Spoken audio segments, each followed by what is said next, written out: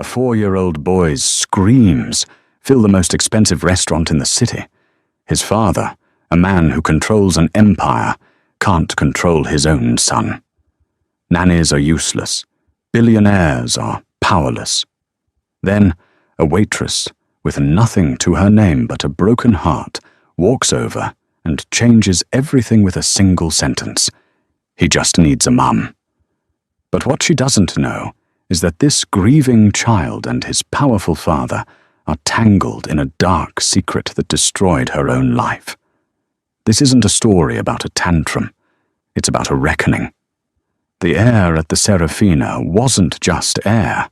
It was a curated atmosphere. At $300 a plate, guests didn't just pay for food. They paid for silence, for the weight of heavy silverware on linen, and for the hushed, almost invisible service. Irina Sullivan, clad in the restaurant's severe black uniform, was an expert in being invisible. She was a ghost who refilled water glasses, a shadow who cleared crumbs. Tonight, that silence was being murdered. It wasn't a subtle disruption. It was a raw, primal scream, the kind that could only erupt from the lungs of a very small, very unhappy child. "I want to go home." The source was Table 7, the most exclusive booth in the restaurant, currently occupied by Alistair Vanderbilt and his 4-year-old son, Leo. Alistair Vanderbilt was not a man accustomed to scenes. He was the CEO of Vanderbilt Holdings, a man whose quietest whisper could launch or sink a billion-dollar merger. His face, usually a mask of cold, aristocratic control, was cracking. He was visibly flushed, his jaw a hard line of white-knuckled fury and profound embarrassment. "Leo, that is enough," Alistair hissed, his voice a low growl that didn't carry past the table, though the screaming certainly did. 2 women in beige, the Vanderbilt nannies, flanked the boy. They were trying everything. "Leo, darling, look, your gâteau is coming. Mr. Leo, shall we play the quiet game?" Leo was having none of it. He arched his back, kicked his heels against the plush velvet, and howled, "No, I hate it! I hate you!" Every eye in the restaurant was on them. A woman at table 4, dripping in diamonds, visibly winced and muttered to her companion. The sommelier paused, his silver tasteful dangling uselessly. Irina stood by the service station, her heart hammering against her ribs. Her manager, Mr. Dubois, a man who worshipped at the altar of decorum, was pacing near the kitchen, looking seconds from a full-blown panic attack. "He's destroying the ambiance," Dubois muttered, straightening his tie. "Sullivan, go. Check on table 9. No, wait. Just look busy." But Irina couldn't look away. She wasn't seeing a scene. She wasn't seeing an inconvenience. She was seeing pure, unadulterated pain. She saw a little boy, drowning in a suit too small for him, who was desperate for something no one at that table was giving him. Alistair, in a final, fatal move of desperation, tried to physically restrain his son, grabbing his small shoulders. "Leo, you will stop this. Now." The physical contact was like a lit match to gasoline. Leo exploded. He began to cry so hard he couldn't breathe, his small face turning a terrifying shade of purple. "He can't breathe," Irina whispered. She didn't know why she moved. It was a violation of every rule at the Serafina. You do not approach a VVIP. You do not interfere. You certainly do not offer parenting advice to a billionaire. But her feet were moving before her brain could stop them. She saw Mr. Dubois' eyes widen in horror. "Sullivan! No!" She ignored him. She walked straight past the flustered nannies and knelt, putting herself directly in the line of fire. She was now eye level with the most powerful man in the room and his hysterical son. Alistair Vanderbilt looked at her as if she were a roach. "Can I help you?" he spat. Irina didn't look at him. Her eyes were locked on Leo. The boy had paused his screaming, his breath hitching in a new, curious sob as this strange woman appeared. Irina's voice was low, soft, and didn't carry an ounce of the room's panic. "You're very sad," she said to Leo. Leo hiccuped, his eyes wide and wet. "It's okay to be sad," she continued, her gaze unwavering. "This is a very boring place for a boy. It's too quiet, and your chair is too fuzzy." A small, wet sniffle came from Leo. He rubbed his nose. "It's fuzzy." "I know," Irina smiled, a tiny, sad smile. "And you're angry. That's okay too. But the screaming, it's making your throat hurt, isn't it?" Leo nodded, his lip trembling. Alistair was rigid, watching this exchange with a mix of disbelief and fury. How dare she? Irina then made her fatal error. She looked up, past the child, and directly into the cold grey eyes of Alistair Vanderbilt. The nannies were silent. The room was silent. There was only the sound of Leo's gasping breaths. "He's not being bad," Irina said, her voice still quiet, but now ringing with a clear, sharp truth. "He's just sad. He just needs a mom." The words hung in the air, heavy and lethal. Alistair's face went from red to a terrifying, bloodless white. He had been a widower for 4 years. His wife, Serafina, the restaurant's namesake, had died giving birth to the very child who was now ruining his dinner.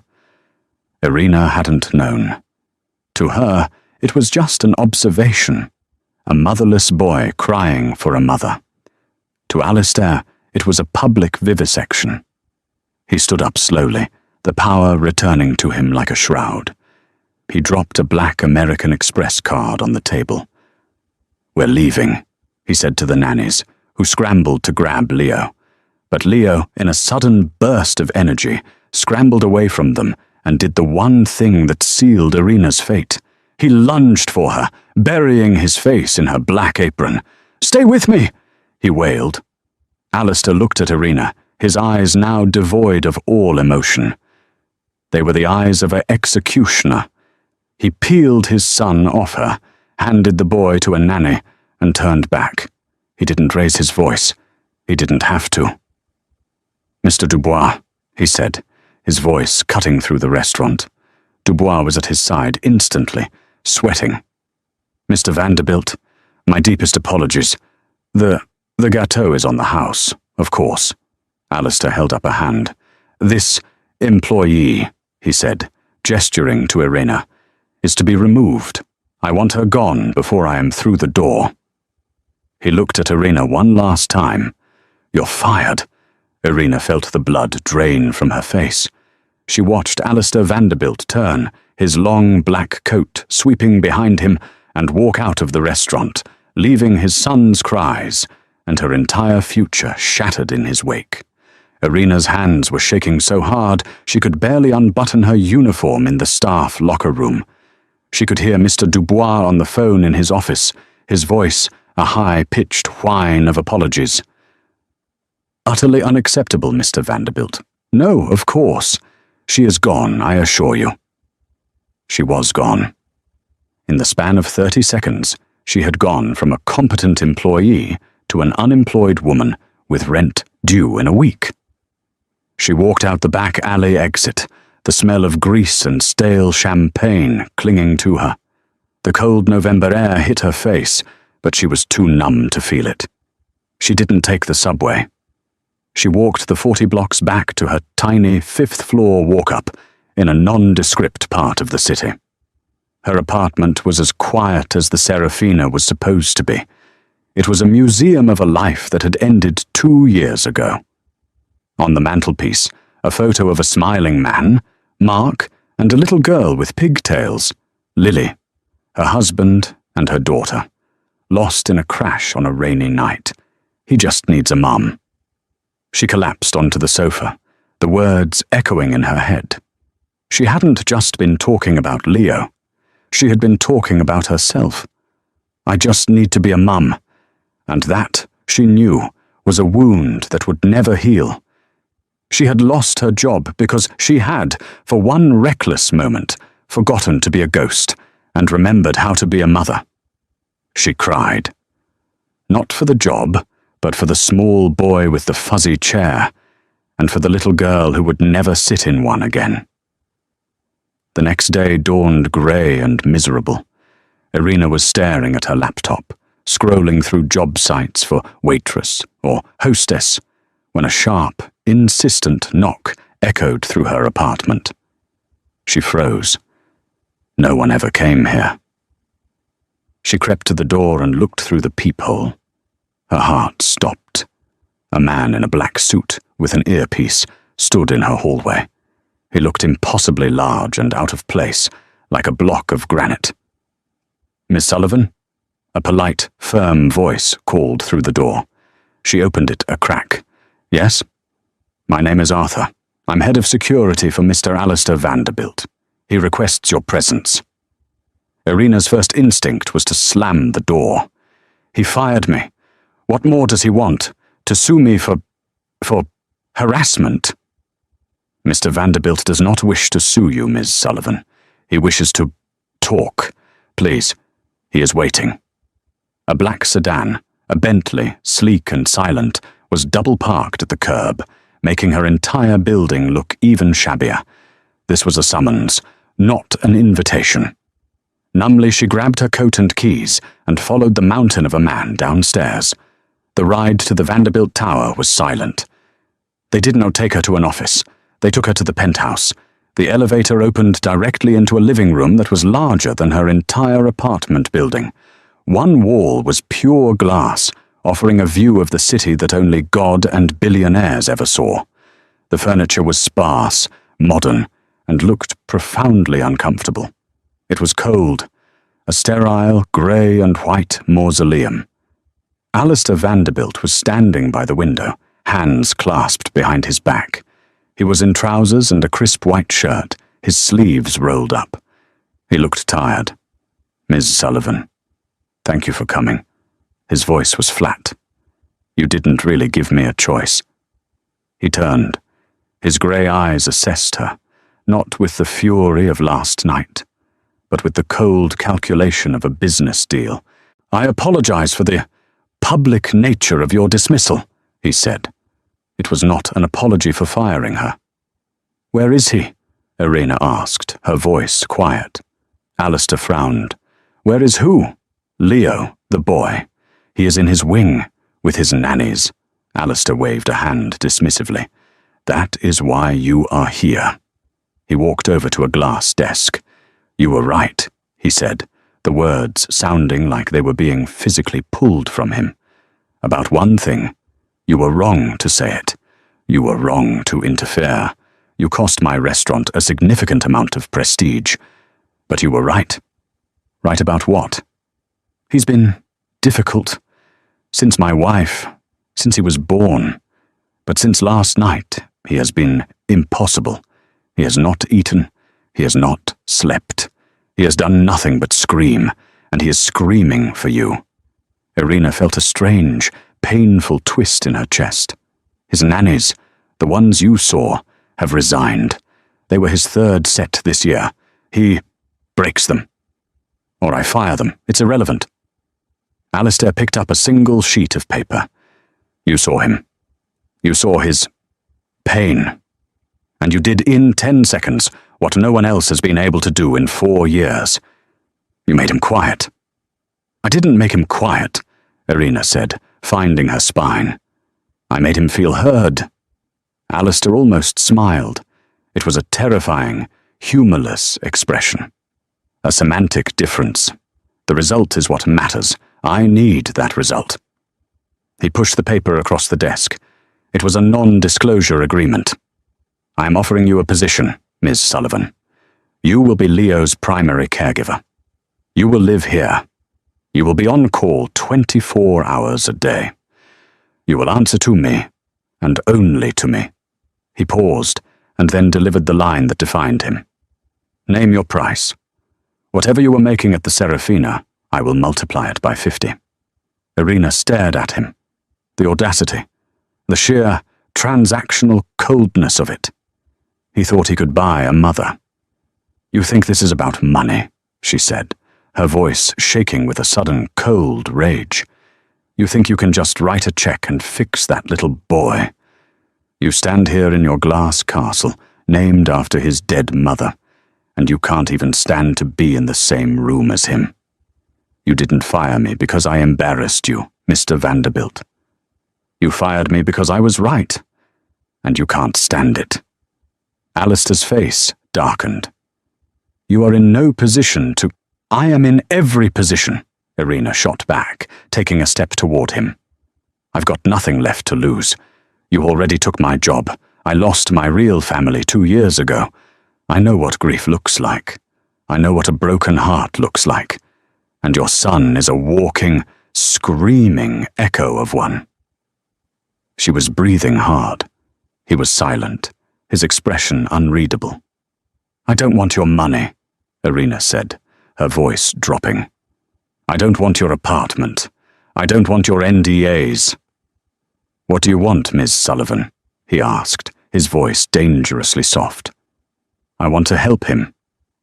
She pointed, not at Alistair, but at the expanse of the penthouse. But I can't do it here. Not in this place. And I won't do it alone. You will have a full staff. I don't mean staff. She met his gaze. I mean you. You think you can hire a replacement, Mum? You can't. He doesn't need a nanny. He doesn't need a waitress. He needs a father.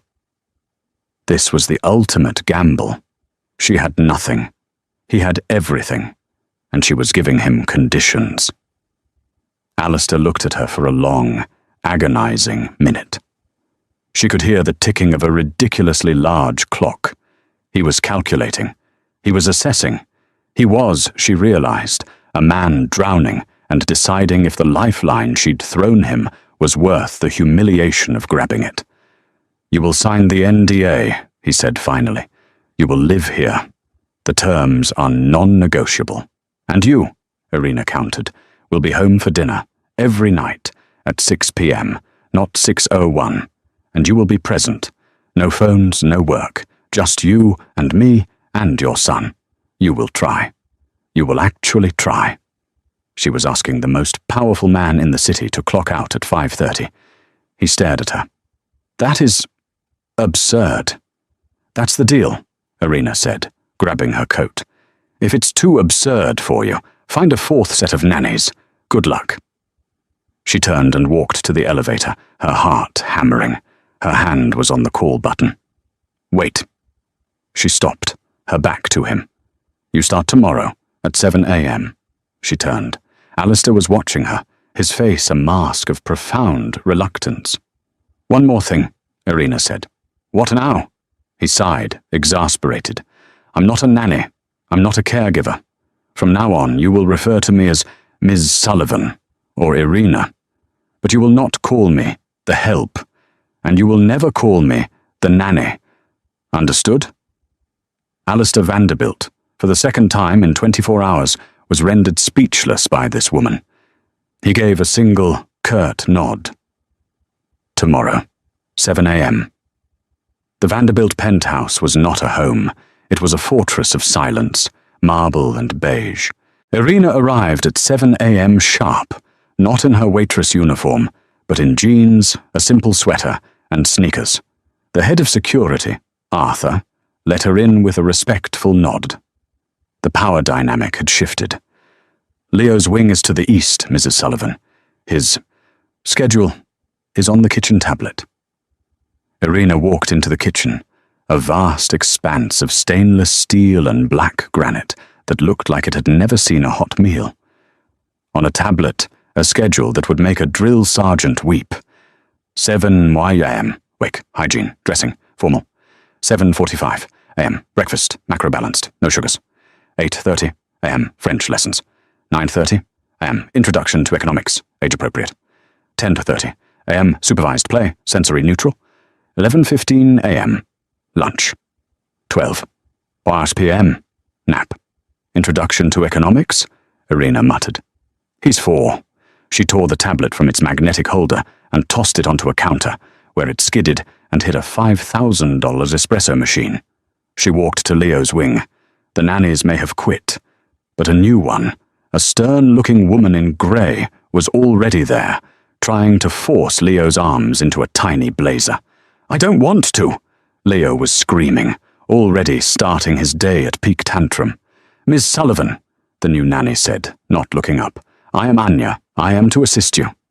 "Hello, Anya. You can go," Irina said politely. Anya blinked. "Go where?" "Go home. For the day. Or for good.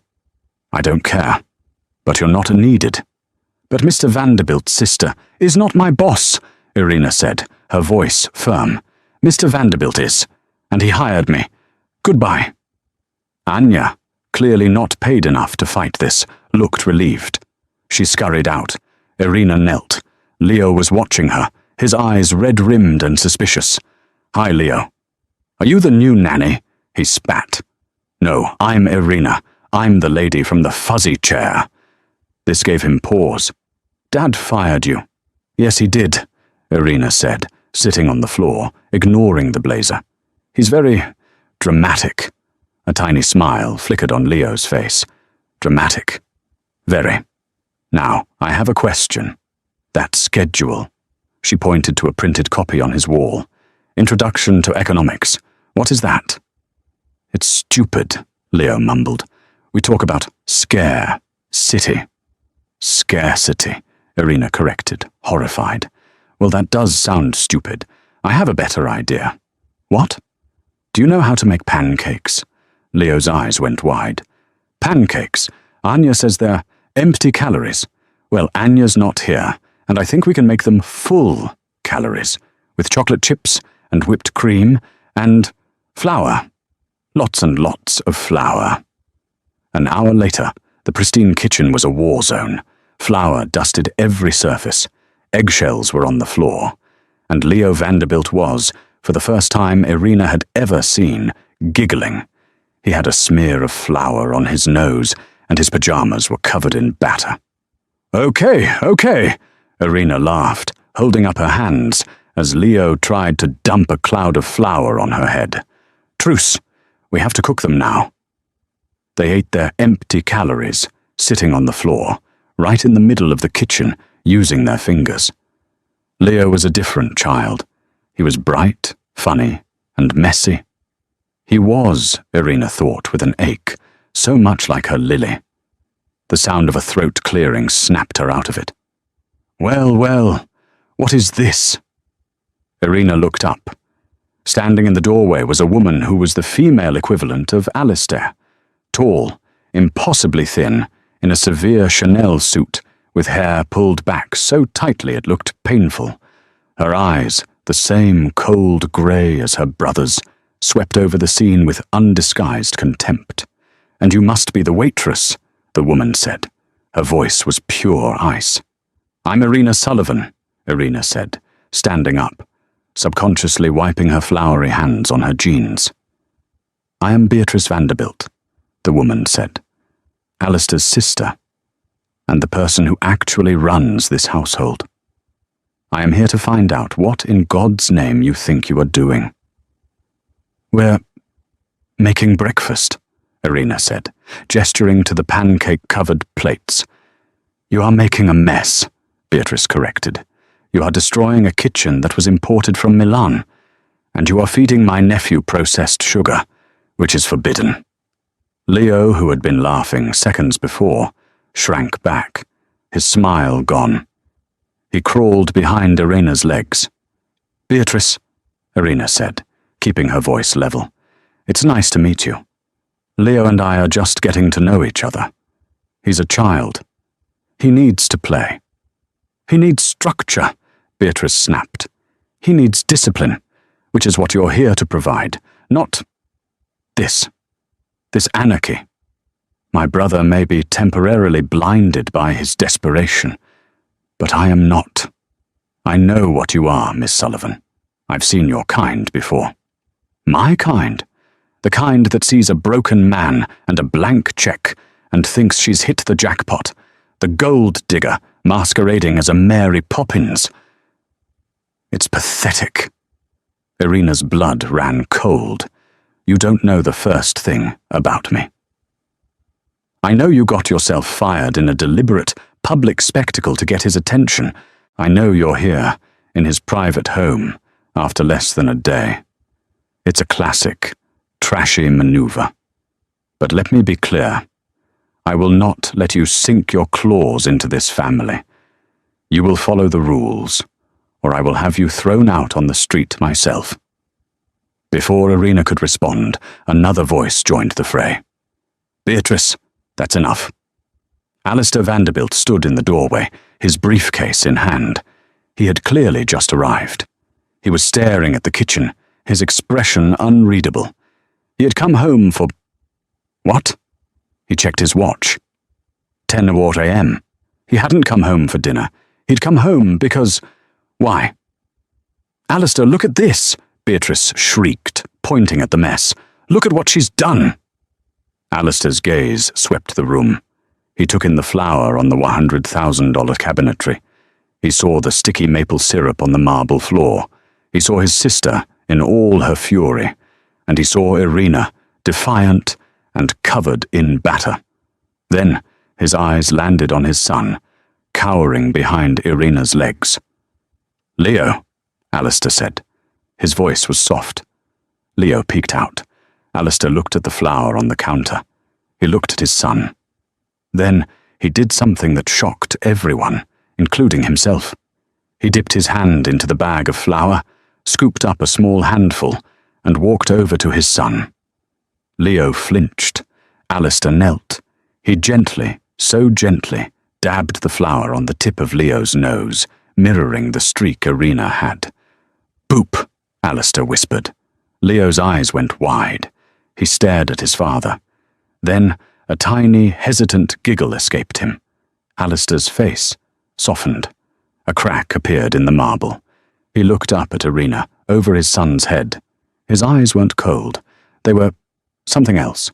Confused, grateful, wary. "Beatrice," Alistair said, standing up, his voice now firm. "Ms. Sullivan is in charge of Leo's care. Her methods are her own. You are not to interfere.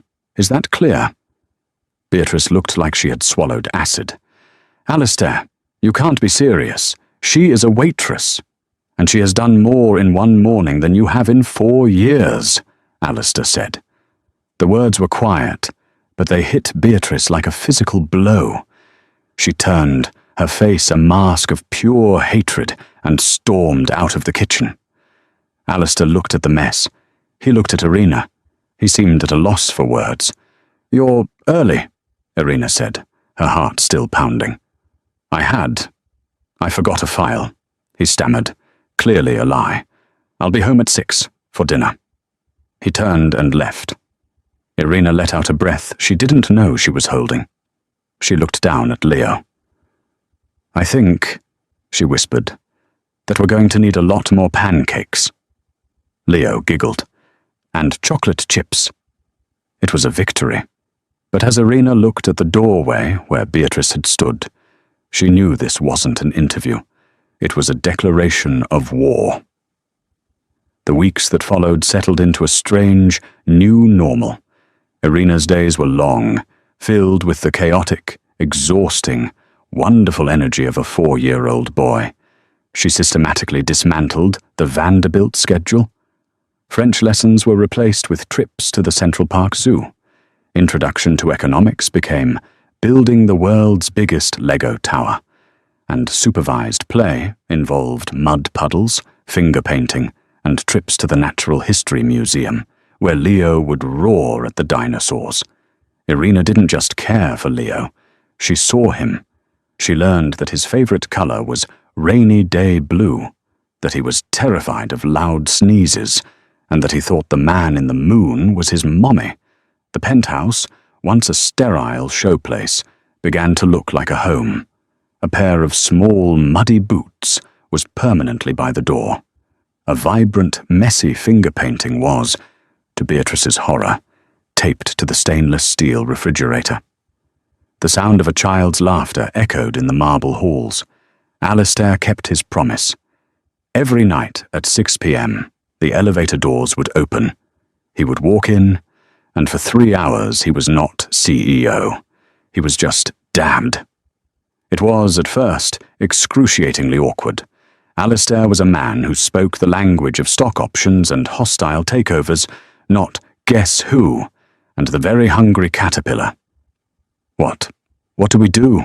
he asked Irina on the third night, staring at his son as if Leo were a volatile and confusing stock market. "You ask him about his day?" Irina said, pushing a plate of chicken nuggets, another new, forbidden addition, toward him. "And you listen to the answer." Slowly, painfully, he learned. He learned to build Lego towers. He learned to read bedtime stories, finding a talent for monster voices. He learned to sit on the floor, getting his expensive suit trousers wrinkled, and just be. One evening, Irina was watching from the kitchen as Alistair and Leo built a blanket fort in the massive living room. Leo was shrieking with laughter as Alistair, on his hands and knees, pretended to be a grumpy bear. Alistair caught her eye. He smiled, a real, genuine smile that reached his eyes and transformed his face, making him look years younger. Irina felt a strange, sudden lurch in her chest. She quickly looked away, her face warm. It was dangerous, this temporary, fragile peace. She was the help. He was the boss. She was a grieving widow. He was a grieving widower. This domestic play they were acting out was just a job, but it didn't feel like one. The person who reminded her of this constantly was Beatrice. The Ice Queen, as Irina had come to call her in her head, was a constant, unwelcome presence. She would appear unannounced, her eyes scanning for flaws, for signs of Irina's incompetence, or worse, her influence. "The staff is complaining," Beatrice would say, running a finger over a dusty and imaginary shelf. "You've disrupted the entire household ecosystem. Leo is happy," Irina would reply, her voice firm. "He is unruly," Beatrice would counter. "You are encouraging him to be common. He will be the head of this family one day. He needs to learn discipline, not baking." Irina ignored her. But Beatrice's animosity was a constant, low-level hum of anxiety. The past, however, has a way of refusing to stay buried. Irina's small apartment, the one she'd kept, was her sanctuary. She went back every Sunday, her one day off, to water her plants, check her mail, and sit in the silence, communing with the ghosts of Mark and Lily. One rainy Sunday, she decided to finally tackle the closet in the spare room. It was full of Mark's old things she hadn't been able to touch, his suits, his running shoes, a box of his old files from work. Her fingers brushed the worn cardboard. Mark Sullivan, his neat, meticulous handwriting read, "Work, personal." She should throw it out. It was just paper, just remnants of a life that was over. But she opened it. Inside were old performance reviews, a few company-wide memos, and a small laminated ID badge. She picked up the badge. Mark was squinting at the camera, his tie slightly crooked, a dorky, lovable smile on his face. And underneath, the company logo. Not the small accounting firm she thought he worked for. The logo was a stylized V. Vanderbilt Holdings, Mark Sullivan Jr. Analyst. Real Estate Division. Irina's blood ran cold. The air left her lungs. Mark. Mark had worked for Alistair.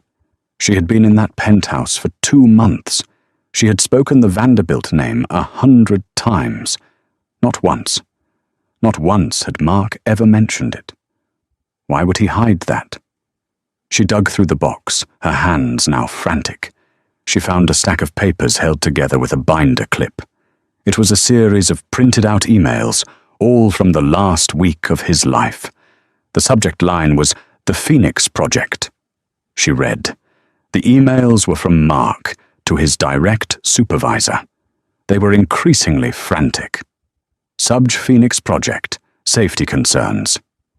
Following up on our conversation, I must again stress the structural integrity reports for the Phoenix Tower are optimistic. The subcontractor, redacted, is not using the specified materials. We are cutting corners that cannot be cut. Sub J, urgent. Phoenix Project. Please confirm you've received my reports. The load-bearing calculations are wrong. I've run them 3 times. If we proceed, this is not just a financial risk, it is a physical one. This is negligence. Sub J. I'm going to the board. You've ignored my last 5 emails. I am formally documenting my dissent. This building is a death trap. If you won't escalate, I will. I am scheduling a meeting with the executive board. This is wrong. That was the last email. 2 days later, a truck had lost its brakes on a rainy night, and Mark and Lily were gone. It was ruled an accident. Tragic brake failure. Irina sank to the floor, the papers clutched in her hand. A death trap. Negligence. I'm going to the board. Alistair's face flashed in her mind. The man who had learned to play Grumpy Bear. The man whose smile had made her heart lurch. The Phoenix Project. She had to know. She didn't wait until her shift the next day. She took a cab straight back to the penthouse, her mind racing. She used her staff key to enter the elevator. It was 9 p.m. on a Sunday. She expected the penthouse to be empty. Alistair was in his home office, a glass-walled room overlooking the city. He was on a conference call, his voice sharp and commanding. The CEO was back. She stood in the doorway, waiting. He didn't see her. And you tell the board that if they don't like the quarterly projections, they can have my resignation. The numbers are solid. End of discussion. He hung up the phone with a slam. He looked up and saw her. His expression of annoyance softened. Irina, what are you doing here? It's Sunday. Is Leo all right? Leo's fine, she said, her voice a hollow echo. He's with the night staff. Then what is it? He looked at her, truly looked at her, and saw the color of her face. You look like you've seen a ghost. I think I might have, she whispered. She walked into the office, holding the crumpled email printouts. Alistair, she said, her voice shaking. I need to ask you something. Okay, he said, wary. Did you ever know an analyst who worked for you? In the real estate division. His name was Mark Sullivan. Alistair's face went from curious to confused to something else. A flicker, a recognition, and then a sudden, cold blankness. The mask of the CEO slammed back down. Sullivan, he said, testing the name. Yes, I believe I remember that name. A junior analyst. He passed away, didn't he? A car accident, a tragedy. His voice was polite, clinical, detached. He was my husband, Irina said. The blood drained from Alistair Vanderbilt's face. The polite mask shattered, replaced by pure, unadulterated shock. What? What did you say? Mark Sullivan was my husband, and my daughter Lily died with him. She threw the papers on his desk. And he was working on something called the Phoenix Project. He said it was a death trap. He said he was going to the board. And then he was dead. She looked him in the eye, her entire world tilting on its axis. Alistair, what was the Phoenix Project? Alistair looked at the papers, at her, at the city lights. He was as white as a sheet. He looked not just shocked, but guilty. Get out, he whispered. What? Get out of my office, now. His voice was a low, terrifying growl. I'm not leaving until you tell me, Irina cried. Did you know he worked for you when you hired me? Of course not, Alistair roared, standing up. I don't look at the resumes of my son's nannies. The word nanny was a deliberate, cruel cut. Tell me what it was, Alistair. It was a building. A failed project. It was after Serafina died, he said, his voice breaking for a second. "It was a mess. We wrote it off. It was nothing." "It wasn't nothing." Irina's voice was a scream. "It was my husband. He died. Alistair, tell me, was it an accident?" Alistair stared at her, his face a complex mask of horror, dawning realization, and a new, terrible fear. He didn't answer. He couldn't. And in that moment, Irina knew. He didn't know, but he was going to find out. And whatever the answer was, it was going to destroy them all. The penthouse, once a place of healing, became a battlefield. The tentative trust built over blanket forts and chocolate chip pancakes evaporated, replaced by a suffocating, icy tension. Alistair was a ghost. He still came home at 6 p.m., a promise kept with clenched teeth. But he was no longer present. He'd sit at the dinner table, his eyes fixed on some distant point, his phone buzzing on the table, a clear violation of Irina's rule, which she no longer had the strength to enforce. He spoke to Leo in monosyllables, his grumpy bear voice gone. Leo, sensitive to the shift, regressed. The tantrums returned, small storms of confusion and fear. "Why is Daddy mad?" he'd whisper to Irina at night. "Is he mad at me?" "No, sweetie," Irina would say, her heart breaking. "He's not mad at you. He's just busy." Irina, for her part, was living in a nightmare. She was caring for the son of the man whose company, whose family, might be responsible for the death of her own.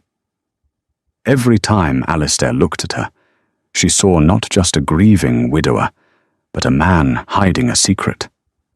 And Beatrice knew something was wrong. She thrived on the tension. "See?" she'd hiss at Alistair, cornering him in his office. "I told you, the trash has brought her drama into this house. She's unstable. Look at Leo. He's a wreck. Fire her. Fire her, and let me find a professional."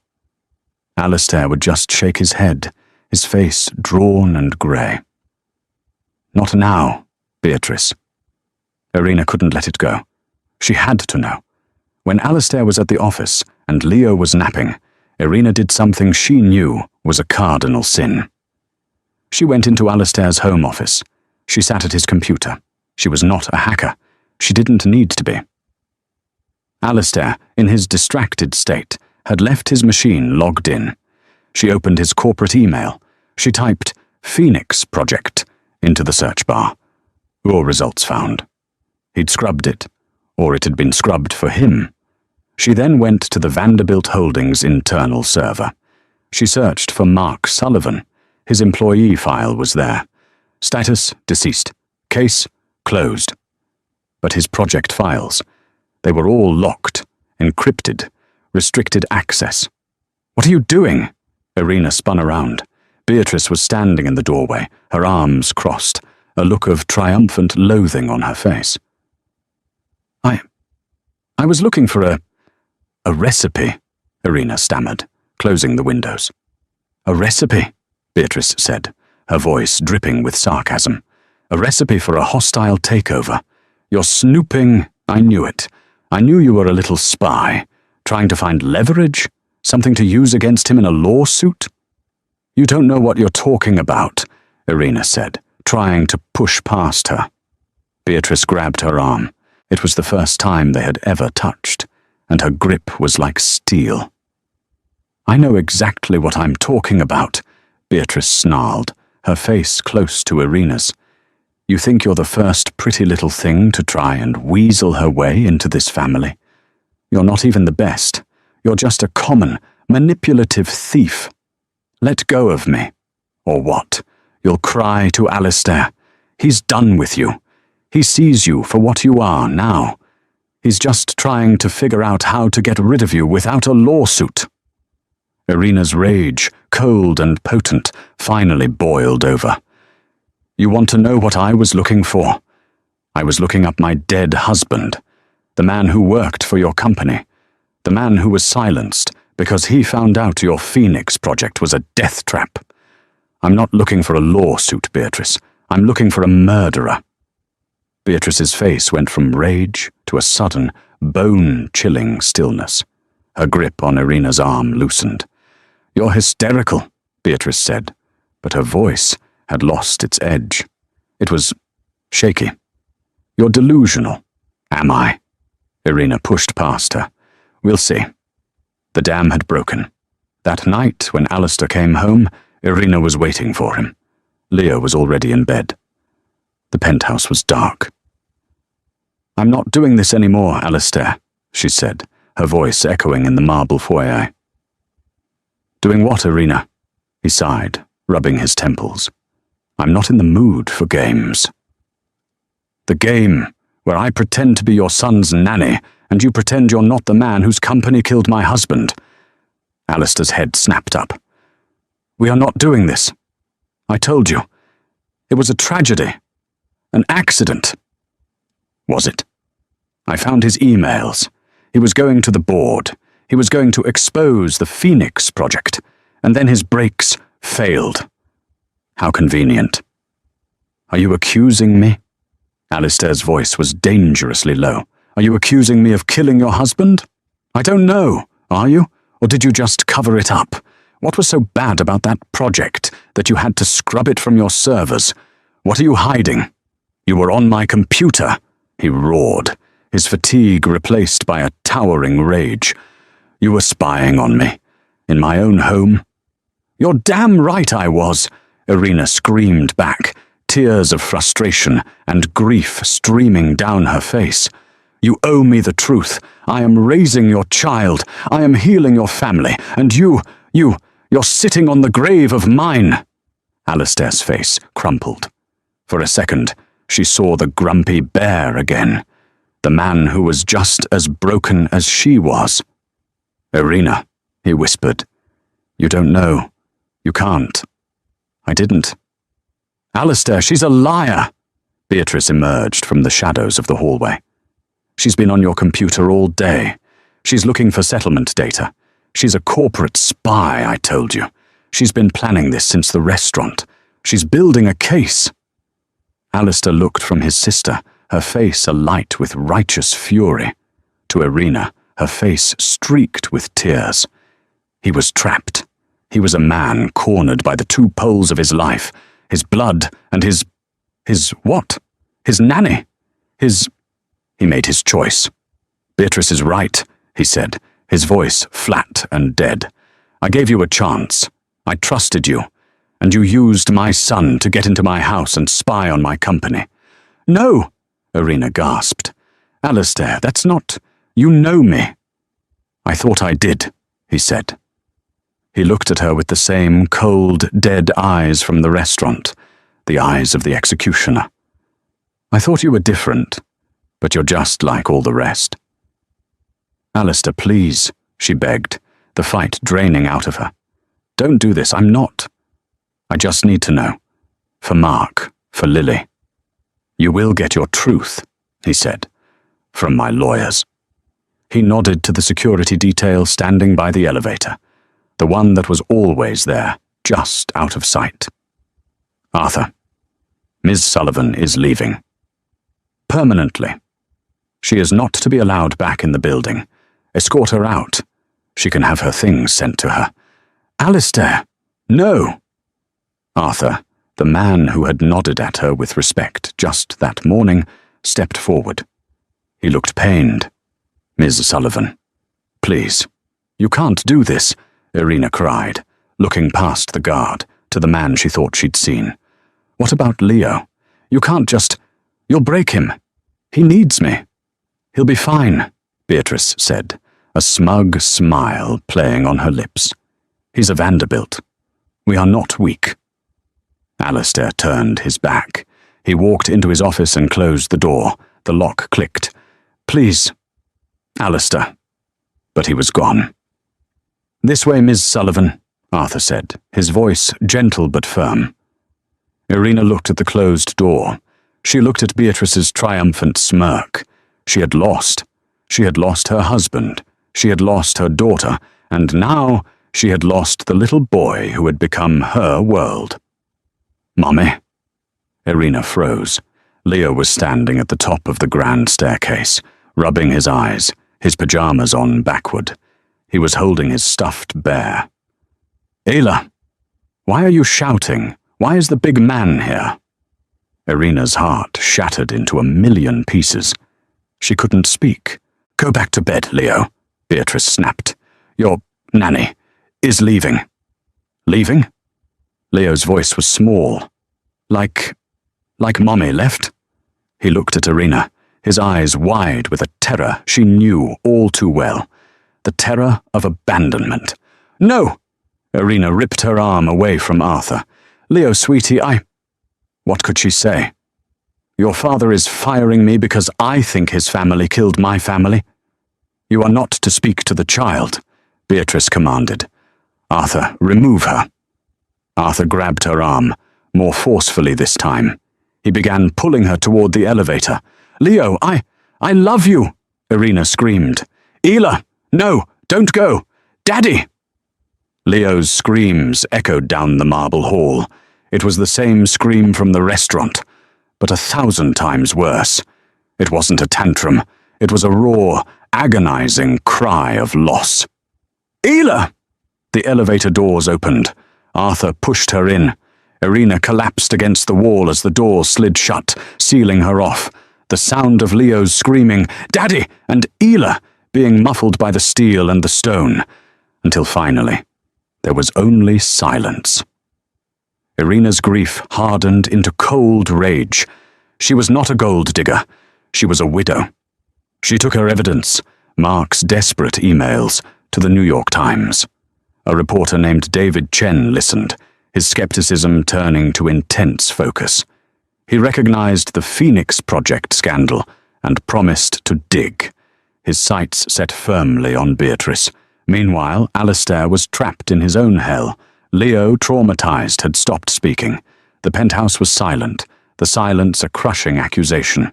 Haunted by Irina's words, Alistair used his master credentials to unseal the Phoenix archive. He found it all. Mark's warnings, the falsified reports, and the final sign-off authorizing the cover-up, burying the negligence claim. The signature was not his. It was Beatrice's. As the monstrous truth settled, his security chief called. "Sir, a Times reporter is in the lobby, and 2 detectives. They are asking to speak with Miss Beatrice Vanderbilt." Alistair confronted his sister. Her icy composure finally shattered. "I did it for the family," she shrieked. "You were a mess after Serafina died. The subcontractor said Sullivan was a problem. He said he could handle it." "Handle it?" Alistair whispered, horrified. "I thought he meant a buyout, a new job. I didn't know he meant not that." She collapsed, sobbing. As the detective stepped off the elevator, Alistair turned his back on his sister. He walked out of the tower, away from his life, and into the pouring rain. He arrived at Irina's apartment, soaked and broken. "Irina, please," he wept, his voice cracking over the intercom. "You were right. She did it." Irina opened the door. The billionaire was gone, replaced by a man in total ruin. She stepped aside. "Come in, Alistair." The reckoning was swift. The New York Times story exploded, detailing the Phoenix Project and Mark Sullivan's death. Vanderbilt Holdings, now synonymous with corporate murder, collapsed. Beatrice Vanderbilt, stripped of her power, was charged with manslaughter and conspiracy. The family empire, built on secrets, crumbled to dust. Alistair did not fight it. He liquidated his assets, selling the penthouse, the company, and the last remnants of his old life. In its place, he established the Mark and Lily Sullivan Foundation, a multi-billion-dollar trust to protect corporate whistleblowers. He gave Irina full control. He took Leo and disappeared, moving to a small farmhouse upstate. But the victory felt hollow. Leo, traumatized by the losses, had stopped speaking. His only communication was writing Irina's name on the walls. 1 year later, Irina visited the farmhouse. She found Alistair, clad in dirty jeans, kneeling in a garden. and beside him, a small, chattering voice. "No, Daddy, you have to pat the dirt, not smush it." Leo was talking. He ran and leapt into Irina's arms. She was now the director of the foundation, a powerful advocate for justice, but she was also just Ella, a permanent fixture in their new, quiet life. They were not a traditional family. They were three survivors, lashed together by a storm. As Irina, Alistair, and Leo made pancakes in the farmhouse kitchen, the sterile silence of the penthouse was a distant memory. The billionaire's son was no longer crying. He was home. What a story. It just goes to show that the deepest wounds can sometimes lead to the most unexpected healing. The Vanderbilt family was shattered by secrets and grief, but the simple, honest intervention of one woman, Irina, changed everything. They were all broken, but together they found a new way to be whole. What did you think of Irina's courage? Did Alistair deserve his second chance? Let me know your thoughts in the comments below. If you are on the edge of your seat, please don't forget to like this video and share it with someone who loves a story with real drama and heart. And most importantly, click that subscribe button and ring the bell. We have so many more stories just like this one, and you don't want to miss a single dramatic moment. Thank you for listening.